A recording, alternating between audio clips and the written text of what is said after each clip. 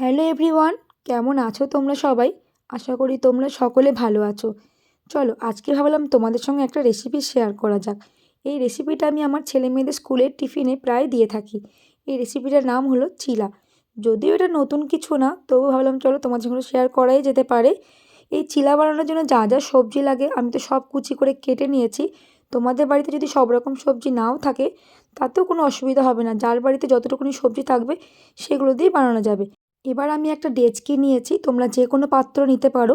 এর মধ্যে আমি 1.5 প্যাকেট মতো সুজি দিয়েছি, আর 200 গ্রাম থেকে একটুখানি কম টক দই দিয়েছি, আর সামান্য পরিমাণে কিন্তু জল দিয়েছি। খুব ভালো করে এটাকে দেখো মিশিয়ে নিয়েছি। খুব বেশি একটু পাতলা করবে না, দেখো আমি যতটা করেছি তোমাদেরকে দেখাচ্ছি, দেখো এতটাই যেন হয়। তো আমার ব্যাটার তো পুরো একদম রেডি হয়ে গেছে। এবার আমি এটা 20 মিনিট ঢাকা দিয়ে রেখে দেবো। এরপর ঢাকা খুলে আমি ওর মধ্যে দেখো ইনো অ্যাড করে দিচ্ছি। আর দেখতে পাচ্ছ এটা একটু ফুলে গেছে, যেহেতু সুজি দিয়েছি তার জন্য তো ফুলে গেছে। আর ইনোর পরিমাণটা কিন্তু খুব বেশি দেবে না, আমি যতটা দিচ্ছি ততটাই দেবে। এবার এর মধ্যে আমি সমস্ত সবজিগুলো দিয়ে দিচ্ছি, মানে যা যা সবজি কুচি করে কেটেছিলাম সেগুলো সব এক এক করে এর মধ্যে আমি দিয়ে দেবো।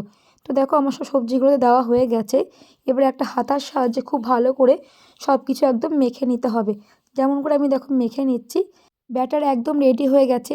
এর মধ্যে কিন্তু কোনো প্রকার আর জল অ্যাড করো না, তাহলে খুবই পাতলা হয়ে যাবে। এবার স্বাদ অনুযায়ী তোমরা লবণ অ্যাড করে দিও। তোমরা যতটা পরিমাণে বানাবে সেই অনুযায়ী স্বাদ মতো লবণ অ্যাড করে দিও। এরপর লবণ দেওয়ার পরে আর একবার ভালো করে মেখে নেবে, যাতে লবণটা মানে ভালো করে মিশে যায়। এবার দেখো আমি একটা ফ্রাই প্যান নিয়ে নিয়েছি, আমার ফ্রাই প্যানটা বেশ বড়। ফ্রাই প্যানের মধ্যে দেখো আমি তেল দিয়ে দিয়েছি। তেলটা একটু বেশি পড়ে গেছে, তোমরা চেষ্টা করবে একটু কম দেওয়ার। এবার দেখো একটা গোল হাতা নেবে। এবার আমি যেমন করে দিয়ে দিচ্ছি না এরকম করে দিয়ে দেবে, আর চারিপাশটা ছড়িয়ে দেবে। আমার ফ্রাই প্যানটা যেহেতু একটু বড়, মানে সাইজটা একটু বড়, তাই আমার দেখো 3টে ধরে যাবে। তোমাদের ফ্রাই প্যানটা যদি একটু ছোটো হয়ে থাকে তাতেও কিন্তু কোনো অসুবিধা নেই, তোমরা পরিমাণে 2টো করে করবে। কিন্তু একটা জিনিস তোমাদের মাথায় রাখতে হবে, আমি যেমন করে করছি মানে কোনো দিকটা যেন একটু মোটা ভাব থাকে না, একদম সমান করে চারিপাশটা যেন সমান হয়, সেটা তোমাদেরকে খেয়াল রাখতে হবে। আর একটা কথা, আমি যে রিফাইন তেল ইউজ করেছি তোমরা চাইলে নাও করতে পারো। তোমরা চাইলে ঘি বা বাটার যার যেটা ইচ্ছা সেটা ইউজ করতে পারো।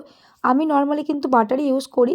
যেহেতু আজকে বাটারটা আমার কাছে ছিল না, শেষ হয়ে গেছে, তাই আমি রিফাইন তেল ইউজ করেছি। আর আমার রিফাইন তেলটা একটু বেশি পড়ে গেছে, যার জন্য আমি এখন দেখো ফ্রাই প্যানটা একটু সাইড করে দেবো, যাতে সমস্ত তেলটা মানে সবগুলোর মধ্যে যাতে পায়। যেহেতু এটা ননস্টিক প্যান তাই খুব সহজেই কিন্তু ছিলাগুলোকে উল্টানো পাল্টানো যাবে। তবুও আমি তেলটা একটু সাইড করে দিচ্ছি যাতে সবগুলোর মধ্যে তেল পায়। আর একটা কথা তোমাদেরকে বলি, আমি তো কিন্তু এই ব্যাটারের মধ্যে কাঁচা লঙ্কা কুচি অ্যাড করেছি। তোমরা যারা ঝাল খেতে বেশি পছন্দ করো, ওপর থেকে না চিলি ফ্লেক্স অ্যাড করে দেবে। এতে কি হবে, দেখতেও ভালো লাগবে আর একটু ঝাল ঝালও হবে, খেতে ভালো লাগবে। আমার ছেলে মেয়ে যেহেতু খাবে তাই আমি চিলি ফ্লেক্সটা অ্যাড করিনি, মানে শুকনো লঙ্কাটা অ্যাড করিনি। তো চলো, এটা তো হয়ে গেছে, 1 থেকে 2 মিনিট আমি রেখে দিয়েছিলাম, হয়ে গেছে। এবার দেখো খুব আলতোভাবে করছি, খুব সহজেই কিন্তু দেখো এটা উল্টানো যাবে। তোমরা দেখলেই হয়তো বুঝতে পারবে। চলো এবার উল্টে দিই, এগুলো মোটামুটি হয়ে গেছে। আর খুব ভালো করেই দেখো হয়ে গেছে। 1 থেকে 2 মিনিট তোমরা রেখে দেবে। সমস্তগুলো কিন্তু আমি উল্টে পাল্টে দিচ্ছি। এখানে দেখে মনে হচ্ছে পুড়ে গেছে, কিন্তু একদম পুড়ে যায়নি। খুব ভালো করে সেঁকে সেঁকে করতে হবে এটা, নাহলে কি বলতো ভেতরে কাঁচা থেকে যাবে, সবজিগুলো খুব একটা ভালো করে শেখা হবে না। ভেতরটা যদি কাঁচা ভাব থাকে তাহলে কিন্তু খেতেও ভালো লাগে না। তাই চেষ্টা করবে আমি যেভাবে এটা সেঁকে সেঁকে করছি এইভাবে সেঁকে সেঁকে করার। একটু হয়তো সময় লাগবে, কিন্তু তোমরা দেখবে খেতে ভালো লাগবে। তো চলো, আমার কিন্তু রেসিপি একদম রেডি হয়ে গেছে। তো তোমাদের আমার রেসিপিটা কেমন লাগলো তোমরা কিন্তু অবশ্যই কমেন্ট করে জানিও। তো তোমাদের সঙ্গে দেখা হবে নেক্সট ভিডিওতে।